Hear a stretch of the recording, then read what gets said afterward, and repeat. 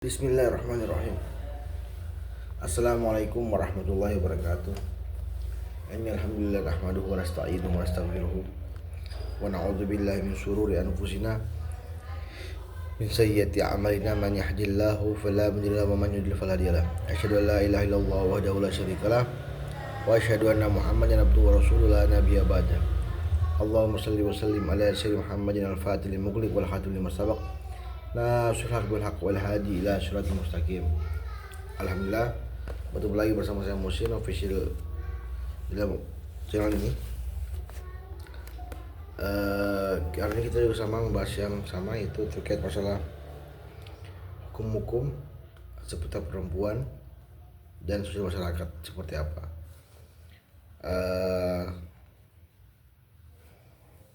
Kita sudah masuk ke pasal 144. Sebelumnya, yang saya hormati para habaib, para kiai, para ulama, para asatiz jamaah muslim di mana saya berada. Kita sudah masuk di bagian 144 terkait masalah 145 tentang hukum larang bagi perempuan. Oke. Berikutnya pertanyaan kepada beliau dalam kitab Mahfuz, ya, dalam kitab Mahfuz Al-Haddad, Abdullah bin Fuzul Haddad. Di sini dikatakan, si penanya berkata, di daerah kami ada orang-orang yang melarang perempuan haid itu menyentuh bagian dari pengawet mayat, kain kafan, wangi-wangian, apa saja yang digunakan oleh mayat. Apakah ada dasarnya? Dalilnya ada. Beliau jawab, masalah ini adalah masalah ijtihadi. Para orang bodoh itu, dan yang benar adalah permasalahan ini tidak memiliki dasar dalam agama Allah. Wanita haid dalam Islam adalah sama dengan wanita-wanita umumnya. Hanya saja mereka tidak bisa diharamkan untuk puasa, sholat, dan jenisnya. Dulu orang-orang Yahudi menjauhi perempuan yang sedang haid dengan cara tidak menjadikannya sebagai teman makan, teman duduk. Jadi orang Yahudi dulu gitu. Jika ada orang haid, mereka tidak kasih makan. Mereka tidak ditemani makan, ditemani duduk. Setelah Islam datang, maka ajaran tersebut dihapus. Disebutkan dalam sebuah hadis bahwa suatu saat Rasulullah itu meminta kepada Sayyidah Aisyah agar diambilkan khumrah, yaitu sepotong pelepah kurma yang dijadikan tempat duduk, tempat sujud. Sayyidah Aisyah berkata, menjawab, saya sedang haid Rasulullah. Sungguhnya haidmu itu bukan di tanganmu, maka berikanlah khumrah kepadaku. Jadi Aisyah juga pada masa itu masih merasa ajaran budaya itu masih ada, budaya terhadap budaya bahwa orang-orang haid itu gak bisa ngapa-ngapain, seperti itu. Mereka mengetahui bahwa khumrah itu adalah seperti sejadah yang digunakan untuk sholat sujud. Jadi seperti itu. Jadi Rasulullah pernah menyuruh Aisyah, dan ia dalam keadaan haid memegang sejadah. Bahkan perempuan pada zaman Rasulullah sholat dengan pakaian yang digunakan ketika sedang haid. Mereka tidak punya pakaian lain selain untuk sholat. Apabila pakaiannya terkena ada haid, maka mereka cuci. Dari sinilah Anda tahu bahwa yakin fatwa-fatwa di kelompok perempuan itu adalah aturan dari mereka sendiri dan tidak memiliki dasar dalam agama Allah. Wallahu a'lam bishawab. Berikutnya lagi, ada seorang wanita yang darah haidnya berhenti pada waktu asar, tetapi dia belum sedang sholat. Kemudian keluar cairan berwarna warna putih.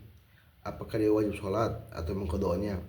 Dan bolehkah dia tidak sholat kecuali setelah melihat cairan warna putih itu? Jadi ini kayaknya darah keputihan kayaknya.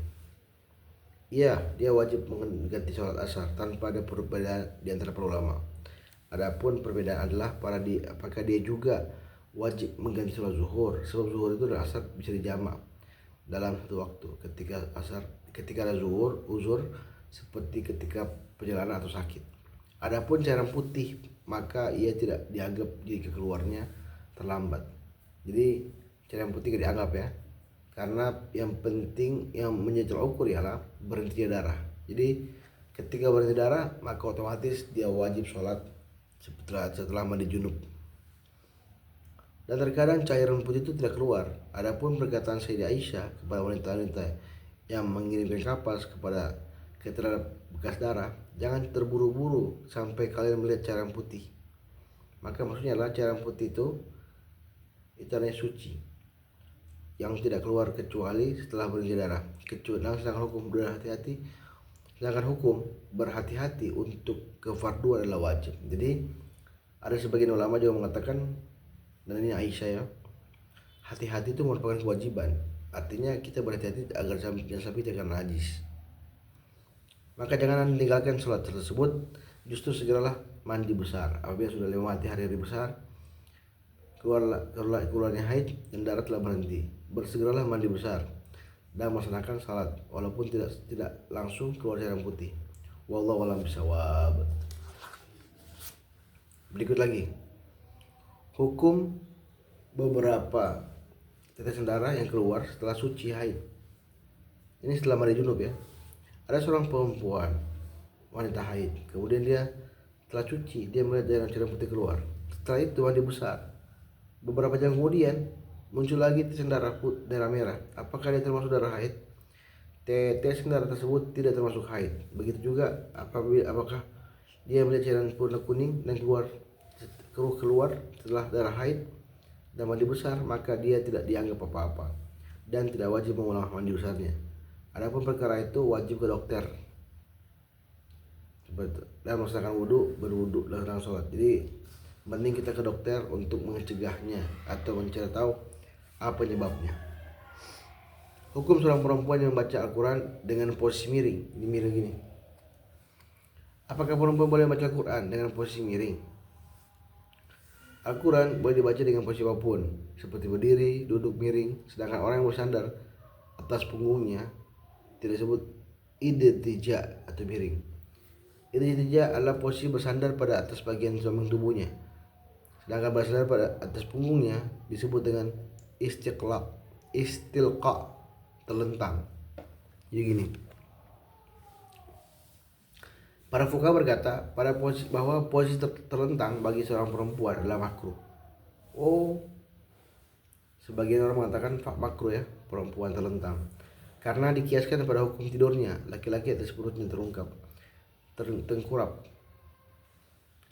Karena dikiaskan seolah hukumnya tidur di atas perutnya laki-laki, di mana hal ini terdapat dalil yang memakruhkannya. Namun membaca Al-Quran boleh dengan keadaan apapun kecuali buang hajat. Sebagaimana riwayat Sayyidah Aisyah, sungguhnya Rasulullah berzikir kepada Allah dalam setiap keadaan. Akan tetapi jika memungkinkan untuk menjaganya etika dengan baca Al-Quran dalam keadaan semangat, maka hal itu lebih utama selain menghadap kiblat. Maka hal ini adalah etika ketika mencegah kebolehan membaca Al-Quran dengan cara miring. Wallahu a'lam bishawab. Jadi membaca Al-Quran secara miring itu boleh saja, kecuali di tempat-tempat yang nggak bagus seperti WC atau tempat-tempat sampah, itu nggak bagus. Jadi saya ambil 3 hukum aja, 4 hukum ya, terkait masalah hukum larangan bagi perempuan yang haid.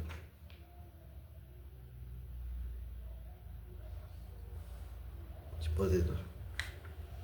Jadi oke, demikian yang saya bisa sampaikan. Lebih dan kurangnya saya mohon maaf. Tadi kita bahas tentang 4 hukum. Semoga ini bermanfaat untuk teman-teman sekalian. Jika Anda suka video ini, silakan like, subscribe,